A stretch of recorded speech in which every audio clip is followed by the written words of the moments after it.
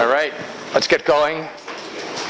Everybody enjoying this wonderful winter weather? Amazing. Spring? Okay. Welcome. Thanks for coming today. The obligatory asking a question if you have questions, if you have any thoughts or about anything you've seen or heard. I'll be talking about project stuff in a moment. Oh, so this is the results from, who is your favorite rock artist or band? And so this is in alphabetical order.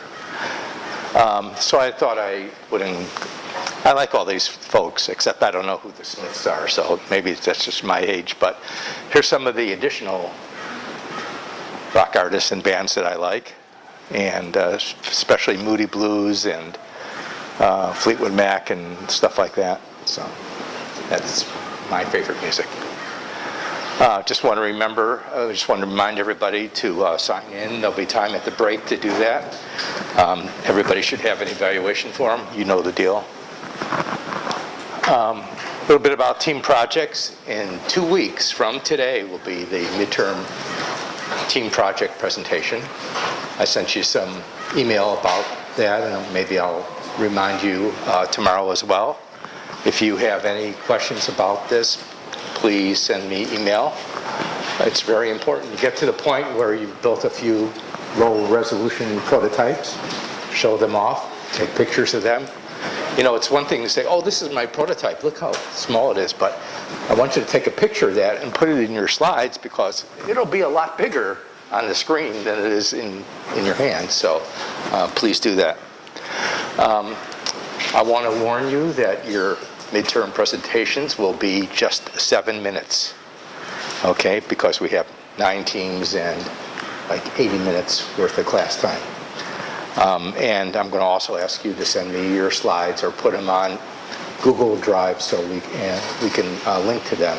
And that would be good, especially if you had embedded videos. So either of those ways would be good. So the idea is that we can play it all off of my laptop so we won't have to go through the change-up procedure after every presentation. That makes things go a lot faster.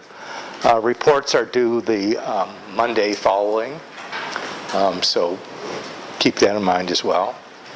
Somebody asked me about the shop pass.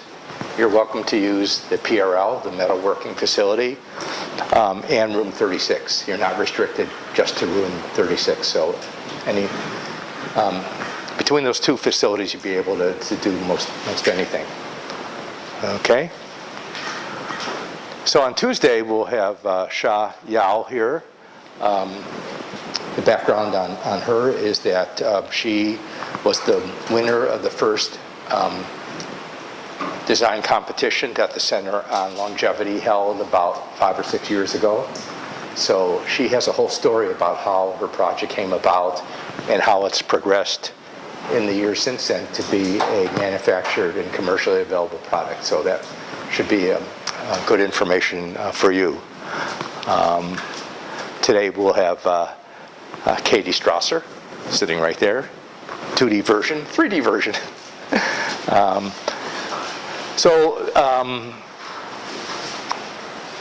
This is our topic for today, and 10 Commandments of Making.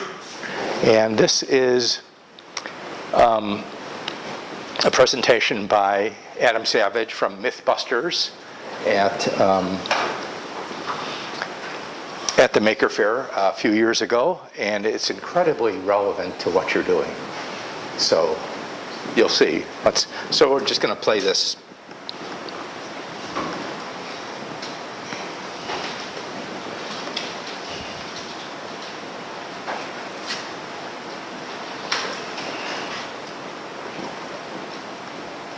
What?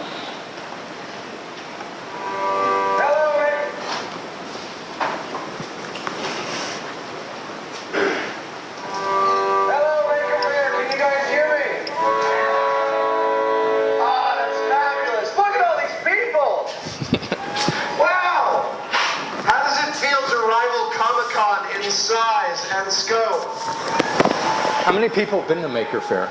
Yeah, man, I've been to every one of the since its inception, and it gets bigger every year and more awesome every year. Look, most years I've come with somewhat of a prepared talk and then kind of winged it. This year, I'm thinking, what could I talk about? And I thought, well, what about lists? Humans have loved lists since Moses, so I thought maybe 10 commandments of making. I wanted to talk about 10 commandments of making. And so I wrote them down. I came up with 9, unfortunately. Things never quite turn out the way that you planned. But in the end, on my way down, I came up with the 10. So finally, I have a list of 10 solid things that I would have loved someone to tell me when I first started burning and cutting myself in order to have the things that I needed to have. The first rule of making, I will say, is make something. Anything. Cook, weld, carve, sculpt, anything that you need to make. It's important that you make it. Humans do 2 things that make us unique from all other animals. We use tools and we tell stories. And when you make something, you're doing both at once. You're telling a story about your desire, you're telling a story about something that you want, you're telling a story about something that you see needs to be made, and you are using your tools to improve yourself and improve the world around you.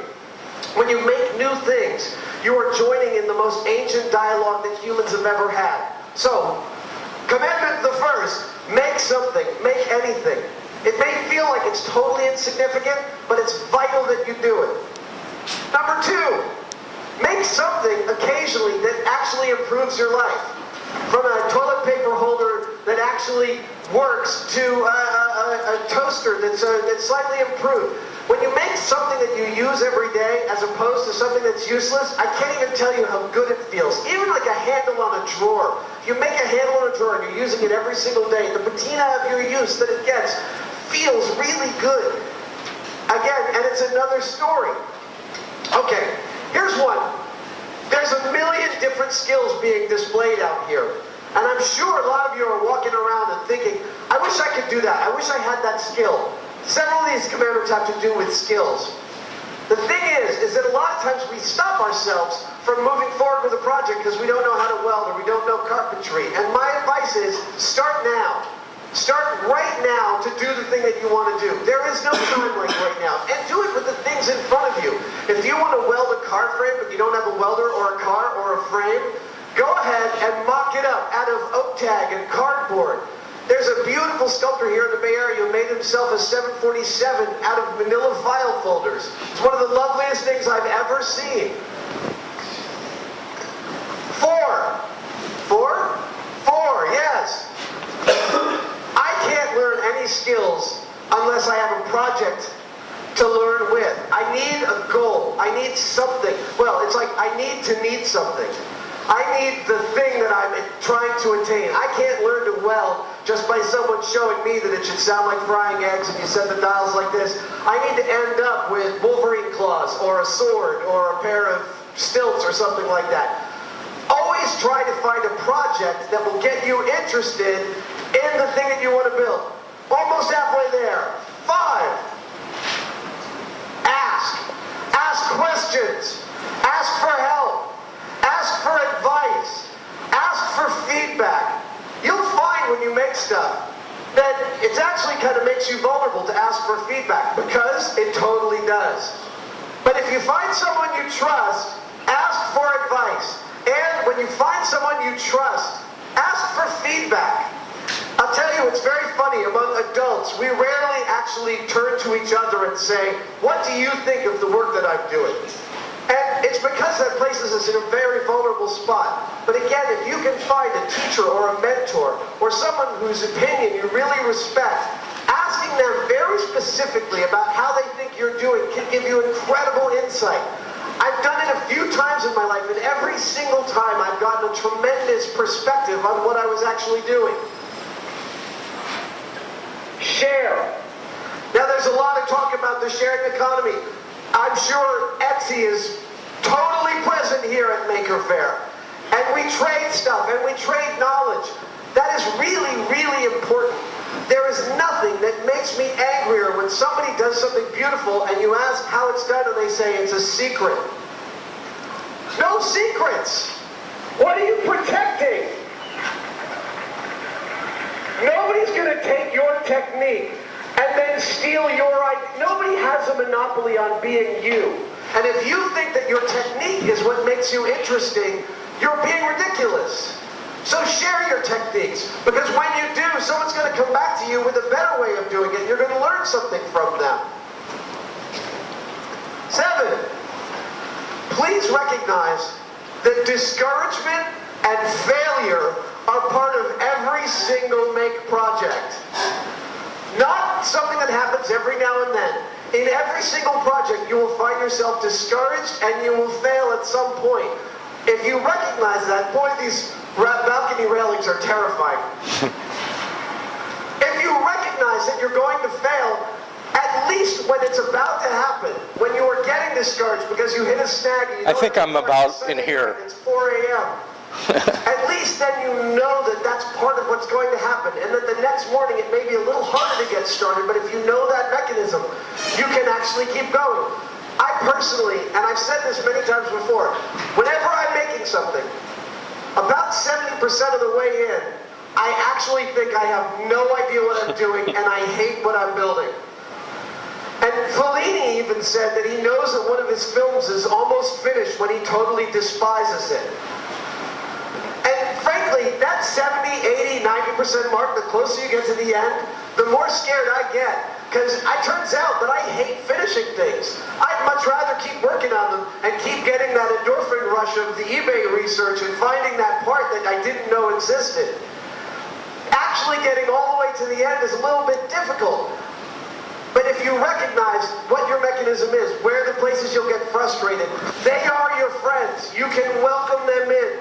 This is also part of mindfulness and meditation. Understand that those thoughts are going to happen and embrace them. Look, they still are going to suck. I'm not going to lie to you. It sucks to fail. It hurts to cut yourself. But it's going to happen in every single project. 8, measure carefully. Measure carefully. So, for the younger builders in the audience, when you have two things that fit tightly together, that's called a close tolerance. When you have two things that fit loosely together, that is a loose tolerance. Knowing the prioritization, knowing when to use a tight tolerance and a loose tolerance is pretty much everything that separates the expert from the novice. I have messed up so many projects. Even 3 days ago, I screwed up a project because I tried to work with tolerances that were too tight. It's just, you have to know where you can be tight and where you can be loose. Measuring carefully is the way you do that. Number 9, make things for other people. I can't even describe to you how much pleasure I get when I make something and then I give it to somebody else and they get a story, they get the thing that I've made, they get the fruit of a couple of hours of my time and concentration, and they get to possess it. It does make you vulnerable when you give your stuff away. You should recognize that. Giving your stuff away does actually place you in a slightly vulnerable position, but it is also a really magical one. So occasionally when you're making stuff, give it away. Give it to other people. Number 10. Now if I could go back in time, in a time machine, and tell my young self one thing about making that I really wished I'd known at the beginning, I would have saved a lot of money, time, and hurt bent fingers. The last commandment. Use more cooling fluid. Yes, cold metal cuts much better than hot metal. Those are my 10 commandments of making food. I love Maker Faire. I'll see you guys next year. Yeah, except he wasn't there in the next year or so. That's okay.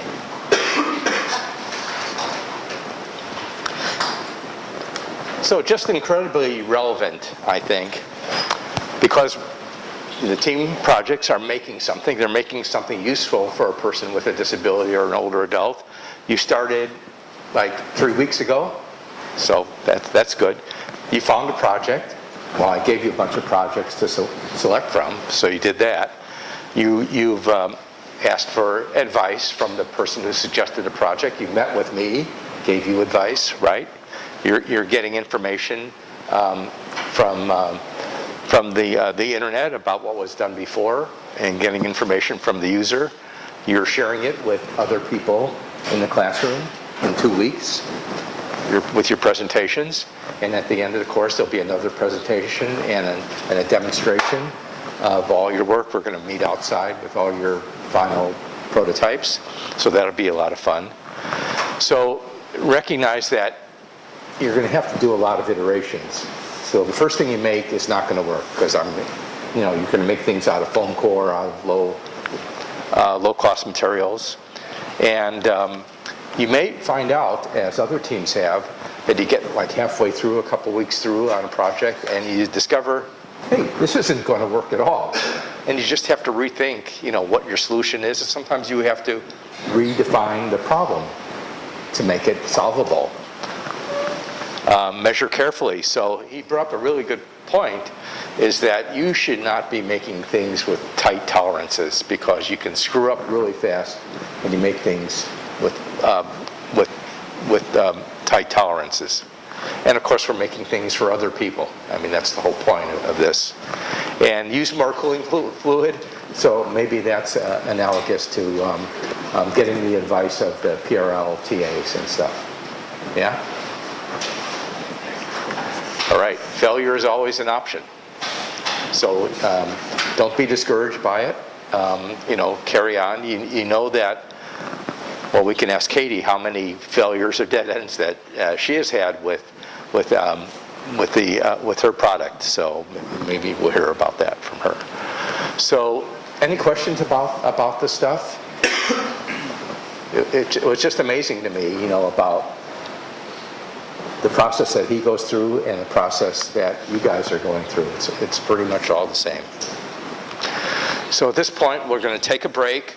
If you got here late, please make sure you sign in and get a cookie. And if you don't have one of the evaluation forms, pick it up now. There's the sign up to meet with me next week. You're welcome to meet with me no matter where you are in the project. I certainly want to hear, what you're doing, what your ideas are. I can provide an additional perspective on that. So we'll be back in about 5 minutes or so. Thank you. Keep it running.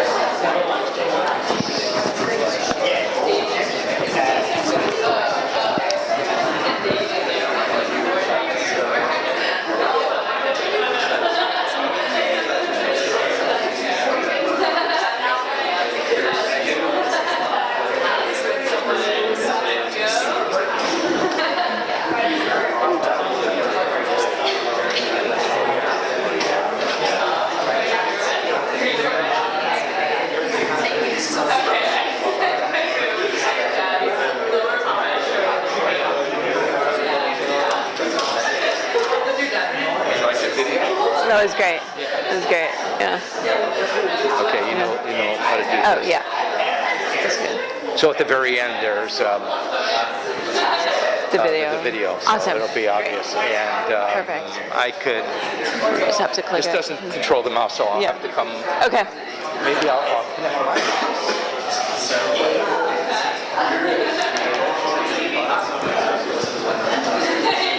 Be able to start the video from where I'm seated.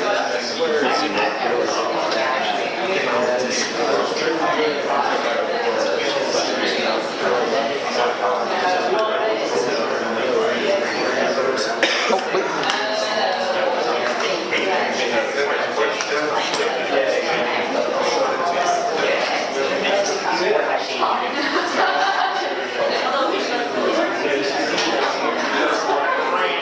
Okay, let's get started.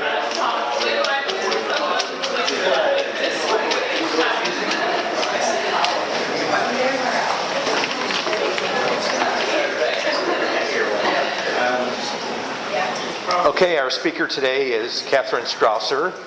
She holds a bachelor's degree from Carnegie Mellon and a master's and PhD from Berkeley.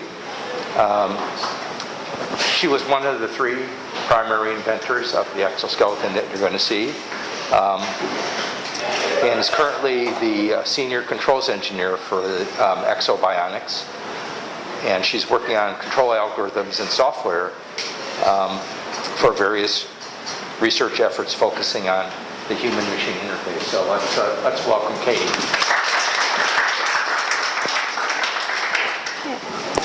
Hi, everyone. Thanks for having me. I think this is my 4th or 5th year in this class, and it's always great to be able to talk to you guys who are interested in adaptive technology and share my experience in the field. So hopefully it's interesting. Let me know if you have any questions. Yeah. So who I am, I actually apparently didn't change my title. I'm a principal controls engineer now. Super exciting. But my focus is still on software and controls. And basically that means that really what I do is I work on the things that make the exoskeleton move, how the user, whether it's the physical therapist or the pilot themselves, how they make the device move, how they communicate with the device, and how we make that like a fluid, natural, great interaction. How did I get here? I mean, I drove up the bay, but before that, I got my bachelor's degree in mechanical engineering at Carnegie Mellon. I know on Tuesday Steve Collins was here, so this is not only Exo Week, but also Carnegie Mellon Week, apparently for you guys, as he was there before also. So, but my background is in mechanical engineering, which is kind of interesting as my title is now a software engineer, so figure that one out. And then I came across the country and went to that other school that's on the other side of the bay, but they still let me on campus here, so that's cool. And I did my master's and PhD there, also in the mechanical engineering department, but with a controls focus. So that's kind of where I got over to software. At that point, I was fortunate enough that my advisor had actually been one of the founders of what is now called Exobionics. And so I was basically able to keep my same job. They started paying me more, which was cool, once I graduated, and have been working there ever since. So Exo is my PhD thesis and my work, and I've been there for a very long time. So I'm going to talk about exos. I'm going to talk about exos in general, where we are. I'm going to talk about the design, and then unfortunately our demo's not really going to happen, but we'll have a video, and it's going to be awesome anyway, and then plenty of time for Q&A. But if you guys have questions as we go, just let me know. Sweet. Okay, so what is an exoskeleton?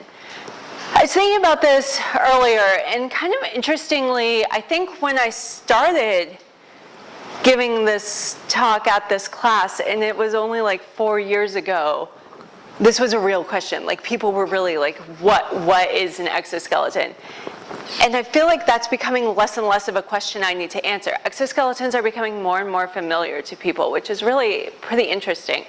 When Exobionics was first founded, we actually first called ourselves Berkeley Exotech, and nobody knew what an exo was, so we gave up on that and called ourselves Berkeley Bionics, and that worked out okay, but we can now call ourselves Exo. So there's actually a bunch of exos being developed out on the market, things like that. I've included 4 up here because these are the ones that are on the market, have FDA approval, and things like that. So on the your left, I guess my right, we have Indigo. Indigo was an exoskeleton purchased by Parker Hannifin. It's out of Vanderbilt University. So another lab become project, which is really great. The next one is Rex. Rex is a really interesting exoskeleton. It's kind of a beast. It's obviously quite big, but it's actually incredibly stable too. So you can see that it's got these powered ankles that no one else has, which Steve, I'm sure, told you all about powered ankles and why you need them for stability. But that guy's incredibly happy to be in his exoskeleton because he can't fall over, which is really cool. Next to that is Rewalk, and after that is Exo. These devices, as well as HAL, which got their FDA clearance in between me making these slides and me showing up, like very recently, have also gotten their FDA clearance, which means that we're allowed to sell in the US for whatever our diagnosis is. In the case of Indigo and Rewalk, the diagnosis is spinal cord injury in the clinic and spinal cord injury in more limited use at home. Rex is spinal cord injury, including quadriplegia in the clinic, and Exo is spinal cord and stroke in the clinic. Does that make any sense? Okay, good. Does everyone know what a spinal cord injury is and a stroke? Any questions there? Okay, sweet. So those are the exos. You guys probably all recognize this lovely face. So Fernanda, I know, is usually here. And Fernanda is a really important person to me in the development of this exoskeleton. When Adam Savage just gave his 5th rule of asking for help, Fernanda was my help, right? And people, there were a few others, but a lot of people like that. One of the most important lessons I've learned in my journey of building exoskeletons, building assistive technology, is that I have to ask for help. I have to ask for feedback. A lot of times I don't know what people want. I don't know how things work for people. I don't know how it feels, how they can use it in their community, in their life, how it's going to impact them. And that's why working with people like Fernanda and others is so, so, so incredibly important. I was actually interviewing a student for an internship the other day, and I asked him about a project that he had done when he had failed at the project. Which I think was another one of those rules that you were going to fail. And he told me about an adaptive assistive technology project he was making, and they basically had just built the thing without talking to the therapist who were going to help the person use it. And they had basically blocked access to helping this person with their device. And he was like, yeah, maybe we should have talked to someone on the way. I was like, yeah, that's a pretty important thing, but at least you learned it, early. But talking to potential end users early and often and getting their feedback is so, so important. And Fernanda has been a test pilot for us for many, many years. You can't see the details on this Exo, but it actually isn't this one. It was a much earlier device. And she came in and gave us feedback. And as we were changing things, she gave us more feedback. And that experience and that being able to work with an end user as well as various physical therapists have definitely made the device what it is.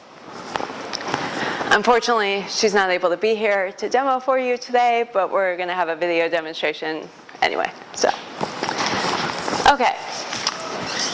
So I mentioned diagnoses a little bit already, but exoskeletons come in a variety of forms. So we saw those 4 up on the board. You guys learned about the exos that Steve Collins is working on. He basically is doing more prosthetics, but some, exoskeleton applications there. So there's a lot of things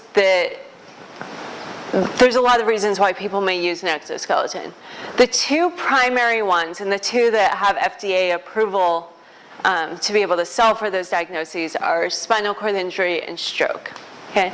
And when I talk about spinal cord injury for most of the devices, I'm talking about paraplegia, not quadriplegia, except for Rex. And that's mostly because we still use crutches for upper arm stability. And so that is kind of a difficulty that we're working on, but difficulty. But there's a number of other devices that people do use exoskeletons for.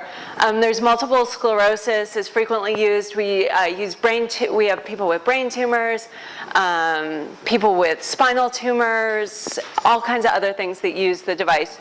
I don't know if this will play. Maybe. So this was a news story that was published just a few days ago that may or may not play for you, but it's there. So this was the story of one of the young women who was shot at the Las Vegas shooting. And she is talking about her recovery. Basically, she wasn't expected to live.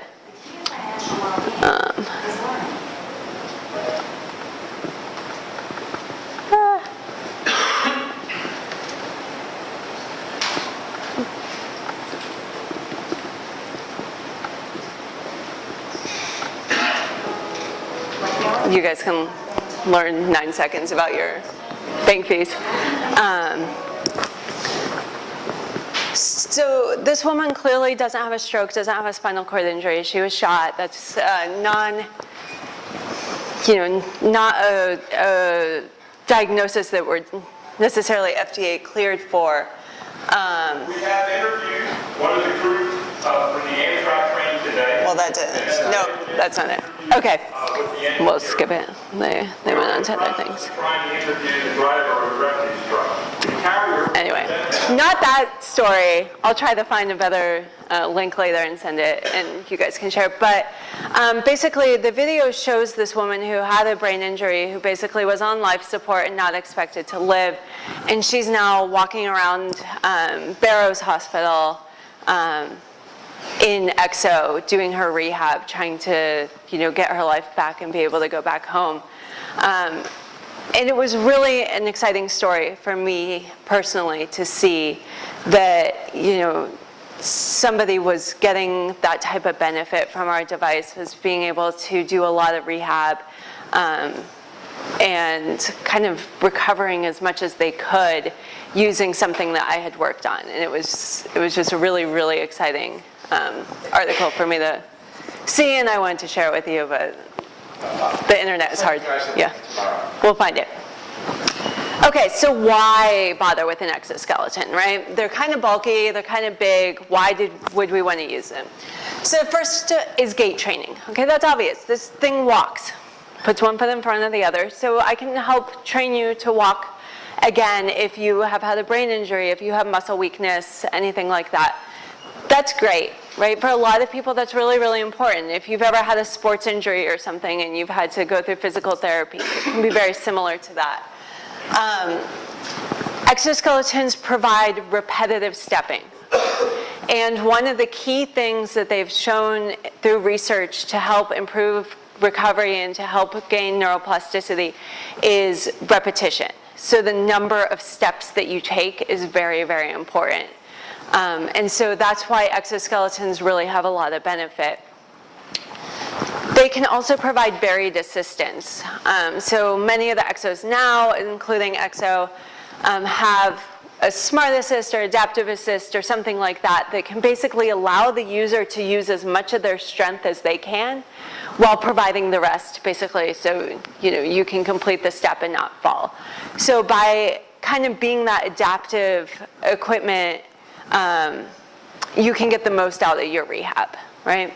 And I kind of liken this to going to the weight room, and like if you just bench 10 pounds every time, like are you going to get much stronger?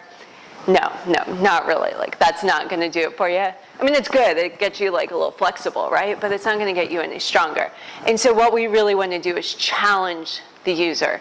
So by allowing the exoskeleton to help less, we can kind of have them push through that motion as much as they can, and then finish off the rest so that they are safe and able to complete the step. So a lot of benefit in balance training also. So a lot of times people are, learning how to balance, learning how to hold their body again, how to move safely. And you can do that with the exoskeletons. There's a lot of that being done, especially with Rex, which is super, super stable. So people can do reaching tasks and grasping tasks and stuff like that without the fear of falling over, but they can kind of start to learn where their trunk is and how to control their trunk.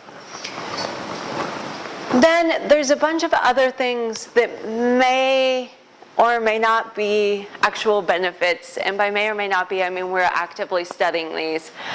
We have early evidence that says that these are, benefits of the device, but we're still doing enough clinical trials to claim that.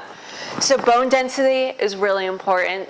For those who have been in a chair or otherwise unable to, load their bones for a long time, osteoporosis and the risk of fracture is really high. And so we want to be able to reduce that.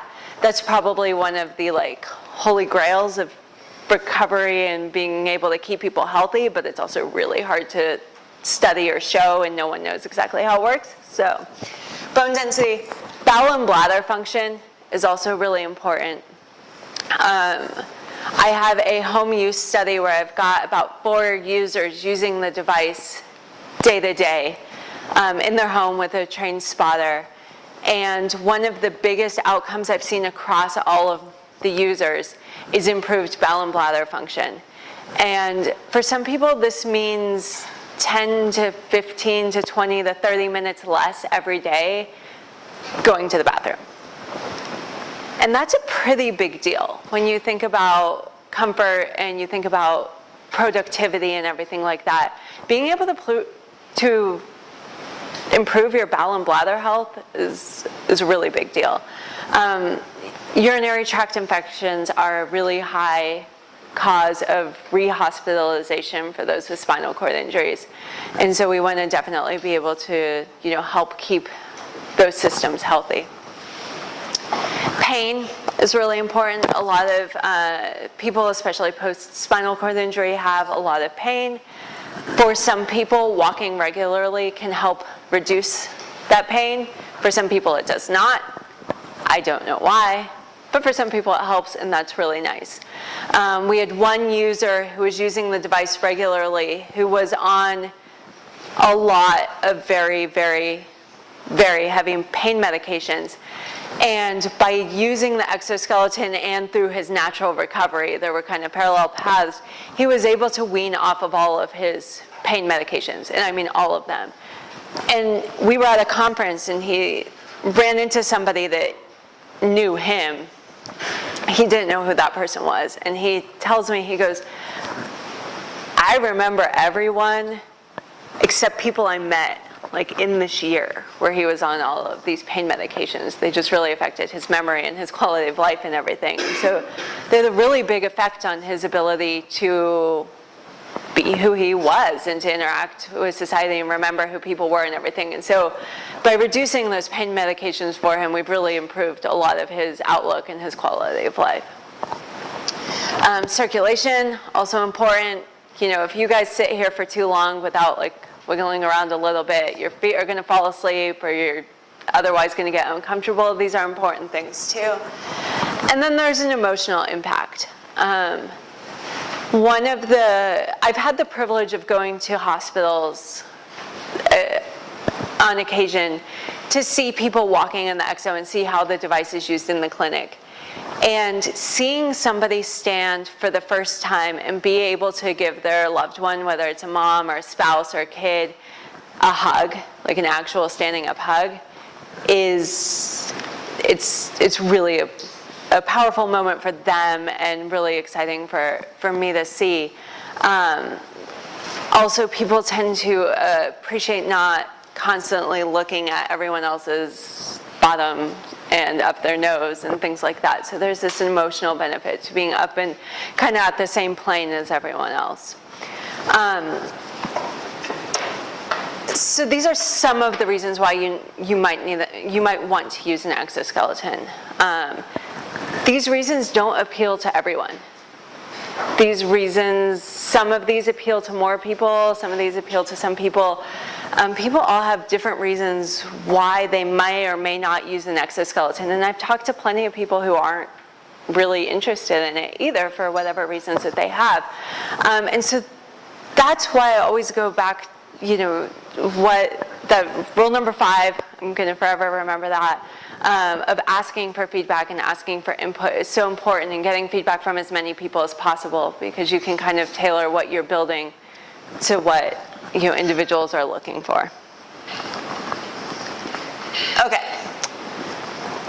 So this slide has definitely drastically changed as I've been giving this talk. So back when I started a few years ago, exoskeletons were classified as exercise equipment in the FDA's world, which was great. We could sell them on the market, that was fine, but couldn't really claim much benefit for them.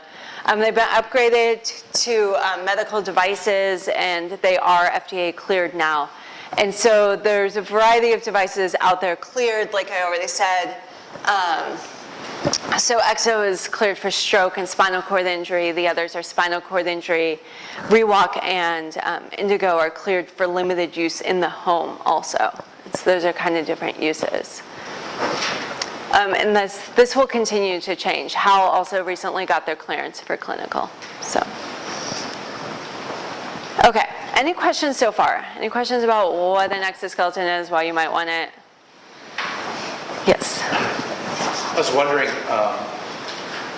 at this point in their development, are exoskeletons paid for by insurance companies or the VA?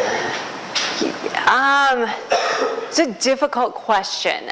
So most of the time, training done in an exoskeleton, so it is billed under gait training, and they can bill as gait training, but they can't actually get paid like for the device or paid extra for it being exoskeleton training. So Buy the exoskeleton and they would recoup the cost by charging the patient. So they can't charge a premium for exos from insurance though. So many of them will buy an exo through grants, through donors, or through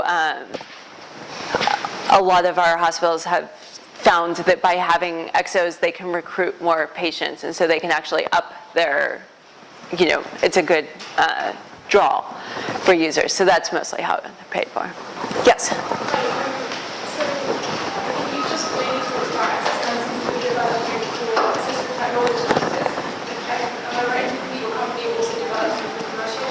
Yes, yes.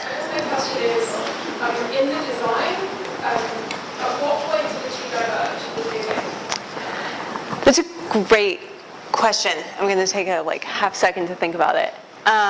So we actually, I'll give you a history lesson as I get there. So we actually started building exoskeletons for the military, was our origins. So basically soldiers were carrying a bunch of weight, and they were coming back injured or fatigued or whatever. And so we built an exoskeleton called Hulk, the Human Universal Load Carrier, so HULC. We're super clever, by the way, to help the soldiers carry the load. We have licensed that technology to Lockheed Martin. Then we started building medical devices, and that was, a bit of that was that we had figured out how to make the exoskeleton support its own load. And once we had that figured out, we said, well, we can definitely now take this to a not super strong person and have them use this for for rehab. And so we moved that into the medical field. At that point, your control flips. So in an able-bodied device, primarily the EXO is supporting the weight, but otherwise getting out of the way. In a medical device, any strength that the user isn't putting in, the EXO has to compensate for. So if you pick up Hulk, the hips are completely floppy because the soldiers need to be able to do this. In EXO, the hips are completely locked out because if my patient doesn't have strength here and I let them be floppy, then they're gonna flop. Like, that's not good. So that's where that split went. We have recently started developing EXOs for the industrial space. So overhead assembly, drilling, concrete breaking, all kinds of fun stuff like that. It's actually really fun. Great. So we have a vest and we have an arm that's actually not really an exoskeleton. It's like attached to something and holds. But right now those are unpowered. They'll come back, I think, as we keep developing them and adding more features. They'll come back, I think, much more into what the military is, where they get out of the way when you don't need them, but provide the extra strength that you do. A lot of the other questions are just in environment used. So the medical exoskeletons, we can just basically make sure that you can constantly wipe them with antibacterial wipes and they won't break down. The industrial one, we actually put into a box and blast concrete dust at it and make sure it still works. We don't have to do that for the medical one. It's not gonna, luckily.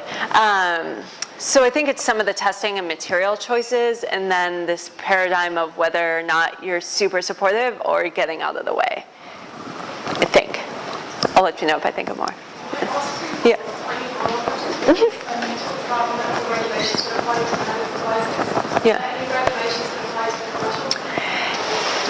Yeah, so if you look at like this remote has it, most of your electronic devices have a CE mark. That applies to pretty much everything that's remotely medical and basically says that you've manufactured it to processes and it's safe, and if it's electrical, that it's been tested for electrical safety. So that applies across the board. So most industrial device has a CE mark as well. But there's no like, it won't, like the FDA is looking at safety. CE looks at safety, but not quite in the same way. It's a little different. There's ISO standards for various aspects, but not an overall ISO standard. Yeah. There was another question over here somewhere. Yes. Yeah, I was going to ask about the FDA clearance. So if it's like clearly used in my home for, so does that mean you couldn't use it outside of home? Like, is that illegal to use the EXO across the street? So in the home, I mean, not in a hospital, not in a clinic, which is like the home is basically anywhere. Now most of these will have restrictions on flat level ground, no stairs, no ramps above some percentage, things like that. Like everything that the FDA approves, there are things called off-label use, and I guarantee you that people will use things off-label. But it really restricts what the company can advertise, what the company can talk about, what the company can endorse, things like that.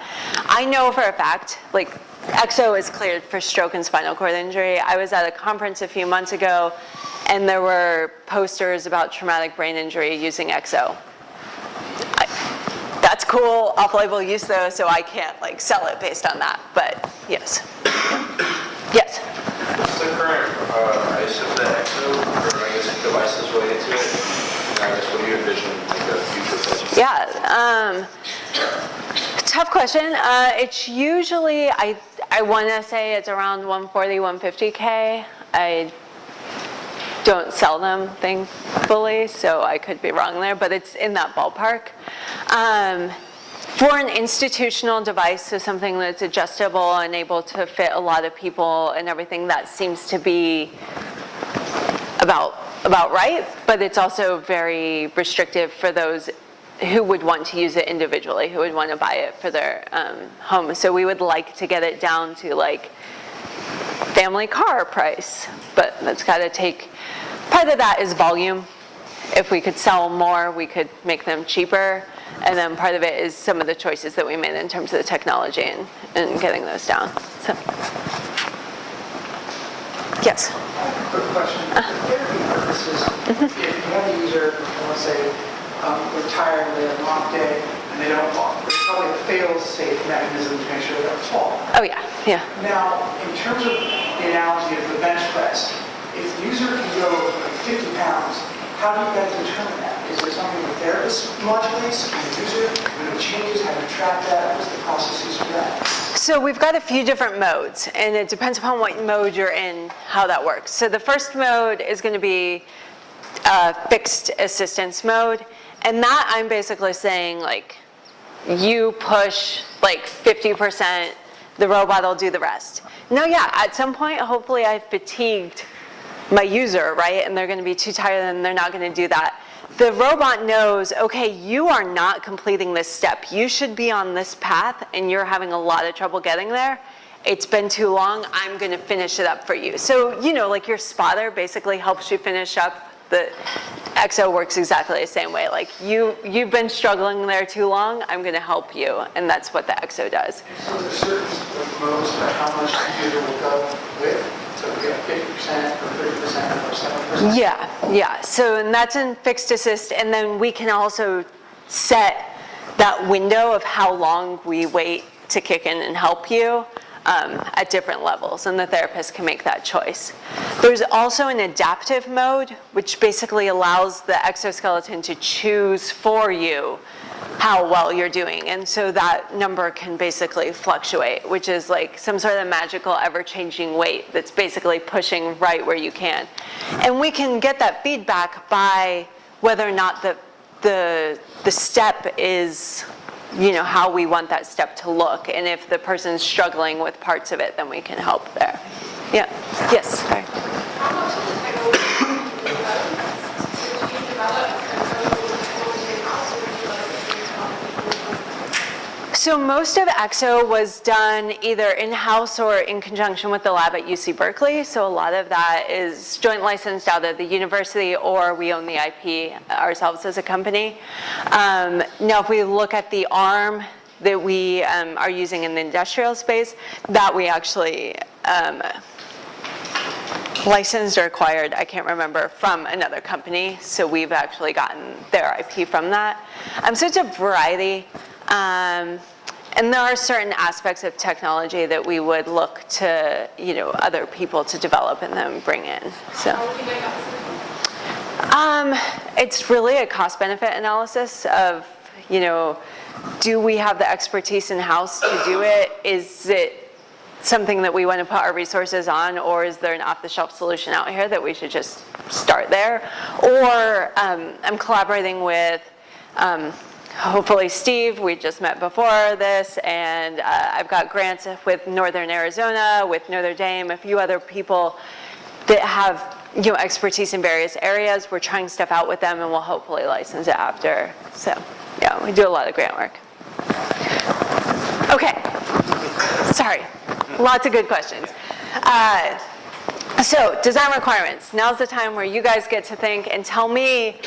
So when developing an exoskeleton, there's a lot of stuff that is really important to think about. What will be important for developing this technology that may not be common if you're like just building a car or something like that. So what I'm going to ask you guys to do is think about some of the requirements that you would, like top level, really important requirements that you would think about if you were developing an exoskeleton. And since we had questions, I'll give you like 2 minutes to do that. You can talk with a neighbor or just work on your own and think.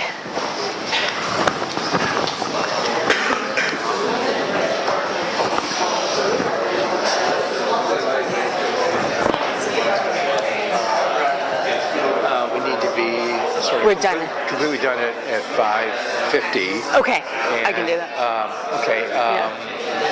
But what we can do is, if this goes on long, I can show, we can stop the class and then have people leave if they need to leave, and then I can show the video after. Okay, I think So- we can, Okay. we'll get in, Yeah, we yeah. have a backup plan. Great, thank you.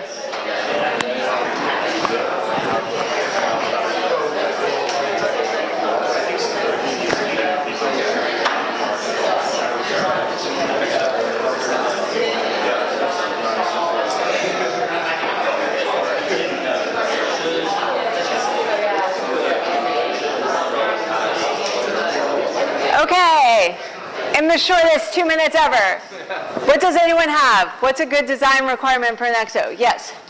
Maybe like fit and going off that. Perfect. Fit, comfort. Perfect. We're going to come back to that. Excellent. Very important. Yes. Something to like support the weight. Yeah, so the EXO is supporting its own weight, staying with the person. No one wants to carry like their backpack all the time, right? And even then you have that nice hip belt that helps out. Yeah. I guess another way of putting that is like stability of the devices too. Yeah, that's really important. Yeah. Yeah. What about just like portability and using it and getting it on? Yeah.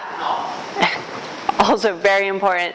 If I take this device to a hospital and it takes them 30 minutes to get it on and off, do you know how many people are going to use it? 0. Big fat 0, right? So, and just moving it around is important for the therapist. What else? Yes. Durability, you want to make sure it lasts long and it's Yeah, durability is incredibly important for anything that you're making, especially when you give something to someone else, you don't want them to return it 5 seconds later because it broke, right? You've got to make sure that's going to work. Yes. adjustability of the device. Great. Yeah, it's got to be adjustable for a number of users, and that goes back to comfort and fit also. Anything else? Yes. Well, speaking of braking reliability, that it's reliable. Yes. Reliable. Yeah, it's got to be incredibly reliable, both that it won't fall apart and that it does what the user expects it to do. Yes. Sorry. Degrees of freedom, right? We have to choose how many degrees of freedom we want. So if you look at Rex, Rex has ankles in 2 degrees, knees in 1, and I think hips in 2, maybe 3. And it comes at the cost of the size. But you can do a lot with those degrees of freedom. So you're making this trade-off. EXO has 2 powered degrees of freedom. We can do a lot less, but it's a lot sleeker. So that's an important consideration. Yeah. Aesthetics, Aesthetics. coolness factor. Yeah. Yeah, coolness factor and aesthetics, and not even just that it's cool, that people feel confident getting into it. When we first took the device to test at one center, it was literally duct taped together, right? I had 2 boards that were like zip tied and duct taped together. I'm not to this day sure why anyone agreed to get into that, but like we definitely, it's got to look like something that you're okay getting into, right? It's important. Okay, so let's go through some of these adjustments. Okay. So basically the device has to be adjustable. It's got to fit a number of people. We'll just put this here. Maybe you can see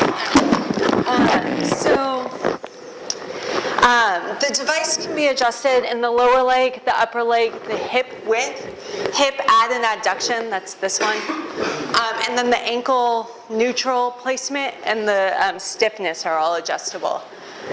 Those adjustments have to be able to be made securely, quickly, and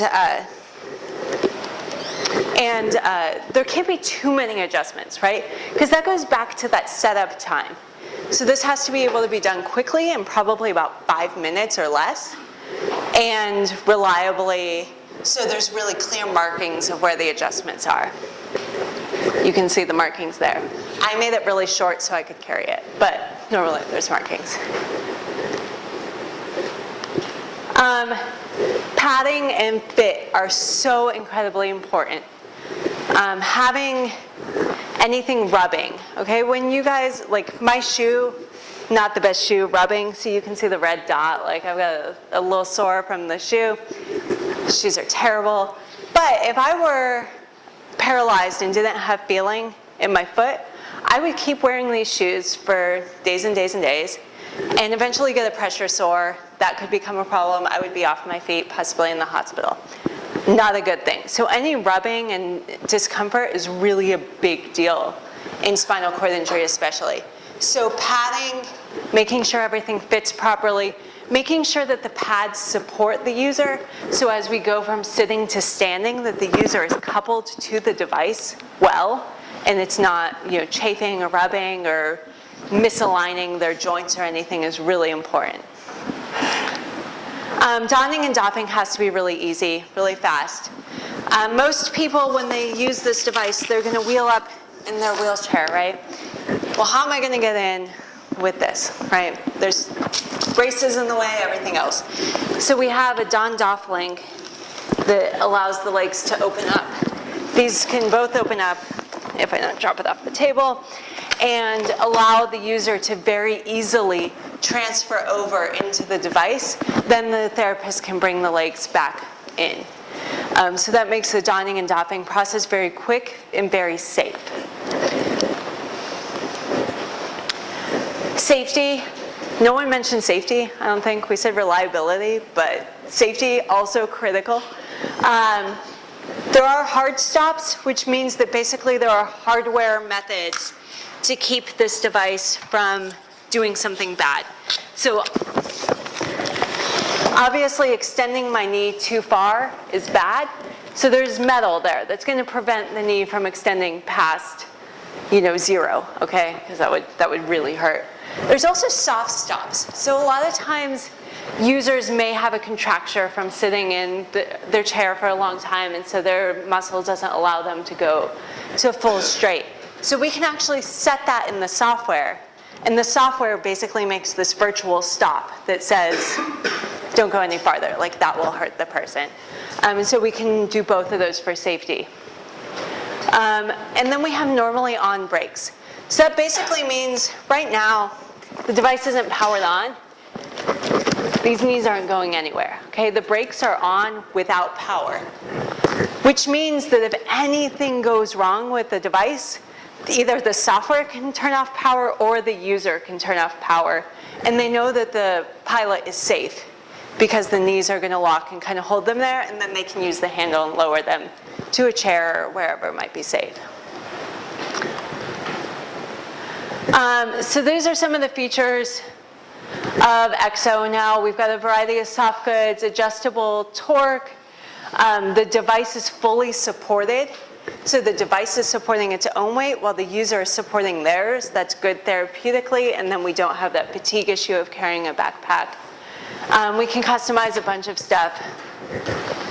And then our hip gets to full extension to make a natural gait, which is also important. This would have been the demo that would have happened if Fernanda were able to be here, so you can just pretend that it's happening. Yeah, right in this room. It's in this room, so it's great. Yeah.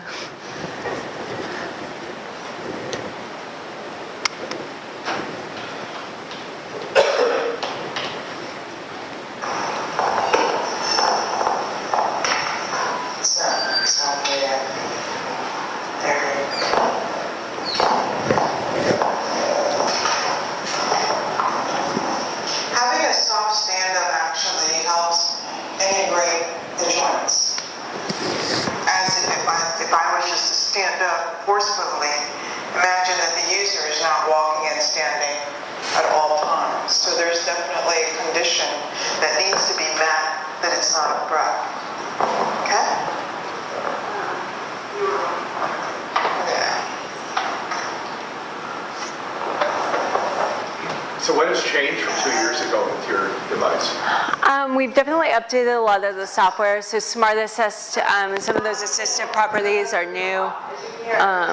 Switch modes, there's an audio cue, which basically tells me, hey, the next time you hit a button, things are going to move, which is a great reminder for me, since of course I'm responsible for making sure that what? She doesn't fall, right? Okay. So we're going to walk today in a mode that we call first step. And this is what we would normally use with a new user. And that basically means that the physical therapist, which I'm not, but I'm playing one on TV today,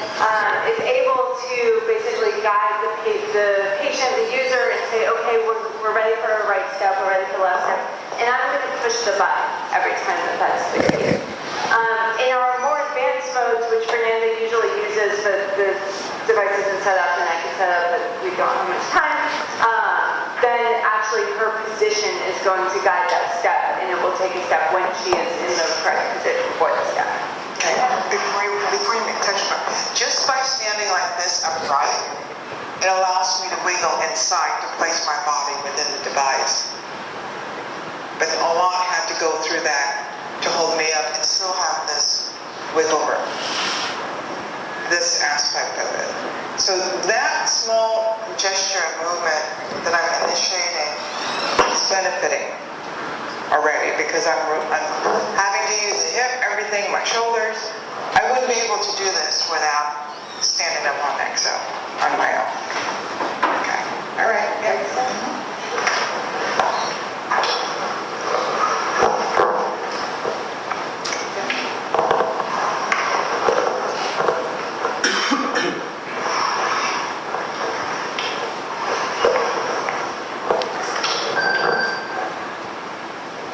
We were practicing on the swing floor. Make this step height a little higher. So catch. Can you make it? Got it? Exo likes carpet a little better now, so. It's all right. I sometimes wonder why I'm doing this, but it's all good. Okay? Right step.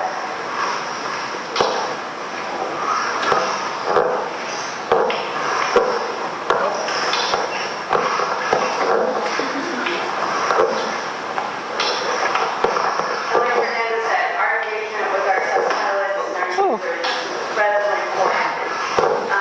I've been working with many of them for years, and we do not have gotten as far as others. So, very, very important. You guys always listen to your interest. To the right? Okay.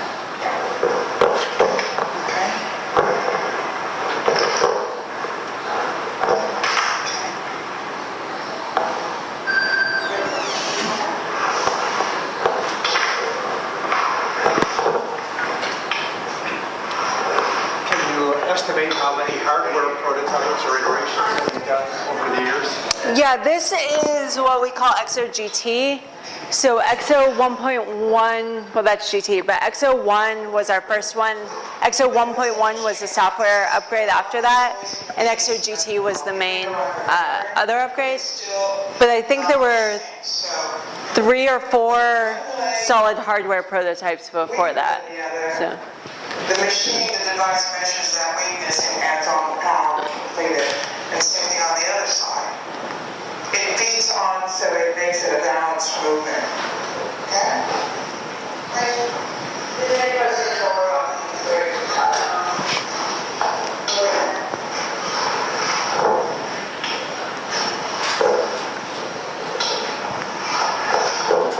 And then as I'm walking, I'm not stiff. I'm able to engage my shoulders along with the hip movement. With this, I'm also working my posture as I move along. Because most normally when people walk with walkers, the upper body is stooped forward. And this allows me to also work on my posture as I move along. Okay?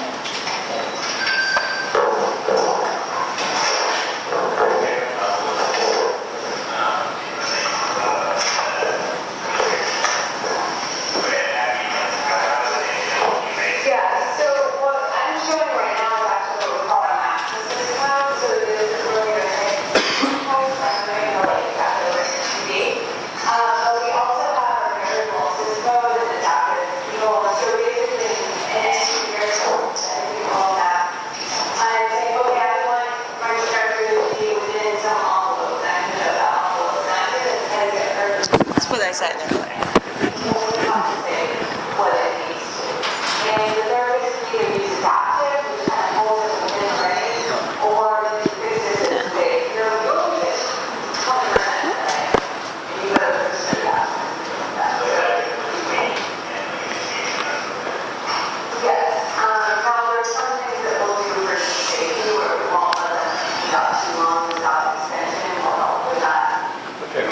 we'll stop it here and see if there's any more questions for Katie. What was Fernanda, yeah. What was her injury? She's a spinal cord injury. She's incomplete, so she has some trace motion in her lower limb, but not full control. So she usually uses a powered chair. Are there any stats on her improvement from, I guess, from rehab? Has she gained any additional muscle function starting? You know, we worked with her fairly early mostly and weren't really tracking that. I think she would say that while she was walking, she had some benefit, but we didn't do any scientific study on that one. Yeah. Yeah. How long does the battery last? And like how long can it recharge? And is there a way to swap the battery? Like if you have 2 batteries, Yeah. one always charged. Yeah, so the batteries are back here. There's 2 of them. They're giant, but they are swappable. So they would last probably 2 to 4 hours. It depends upon, you know, how much assistance the device is, you know, how heavy the person is, et cetera, et cetera. But 2 to 4 hours, they charge in about an hour. So we send the device with 2 sets of batteries. So in the clinic, they can swap them out. Probably not the best for like your run to IKEA. We're not quite there yet because you might get lost in the middle of IKEA and you might get stuck, but we're working on that. So, yeah. Yes? Like how many steps would Fernanda do in a session and like how tiring is it for her to take steps? We'll see probably on a first session, so someone who's recently had a stroke, we'll see probably 300 to 400 steps. That's compared to what they would have done in parallel bars, which would have been 3 to 10 usually, so that's a much bigger improvement. But in an hour-long session, people can get, you know, 800-ish plus steps, depending upon how quickly they're walking. And it really varies what the therapist is working on. If I'm just saying, okay, let's get some reps in and do laps around the gym, I can get a lot more steps than if I'm saying, okay, we're really going to focus on this, you know, walk slowly and make sure that you're challenging yourself. It's one of the groups out of Florida did a study, and it's about as metabolically taxing as walking. So it's about there. It depends. Early users tend to not trust the device, and they tend to walk the whole time like this, and we have to get them to relax, but then they get tired because they're like trying to push themselves up. But once you've gotten comfortable and accepted that the device isn't going to drop you, then it's about the same as walking. Yeah. Well, at this point, I'd like to really thank Katie for coming and showing us.